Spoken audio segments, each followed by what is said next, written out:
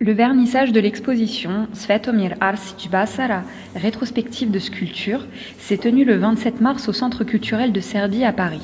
Il nous a confié lors du vernissage que Paris était le sommet de la création artistique, soit le mont Everest de la culture, et l'idéal vers lequel tendent tous les artistes, et pour ces raisons, il est très heureux que ses œuvres soient exposées aujourd'hui à Paris. J'ai dans ma conception de la sculpture, et je me dois de le dire, car je suis à Paris, acquis tout le savoir dans ce domaine à Paris et en Italie.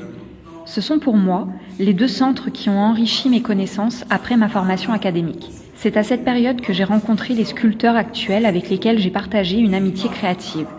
Mes sculptures peuvent être de cette manière le fruit indirect de l'école française qui s'est plus tard construite sur les fondations et connaissances serbes.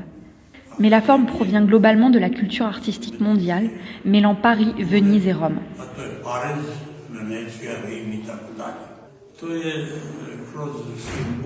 La rétrospective se compose de 3 parties. Dans la première, nous voyageons à travers les symboles reflétant la création de la Serbie en tant qu'État, à travers un arbre qui prend racine et grandit.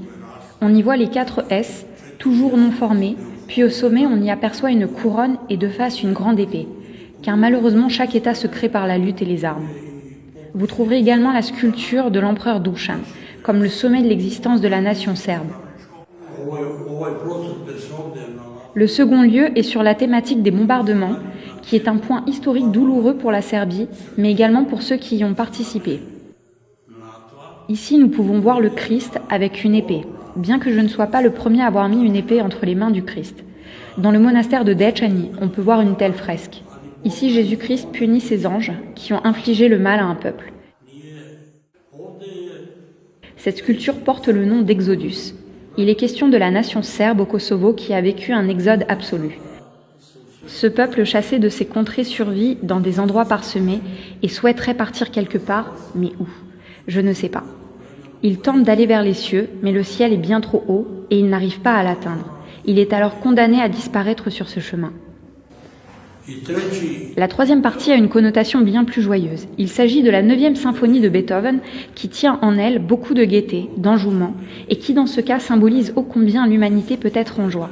Il y a également 2 sculptures de ma période internationaliste avec un but différent, contrairement à ces sculptures qui ont une forme bien plus brute, pas très agréable pour l'œil et l'âme. Les œuvres de Basara sont liées à sa patrie, à l'histoire du peuple serbe, sa tradition et sa culture. L'exposition est ouverte au public du Centre culturel de Serbie jusqu'au 15 mai.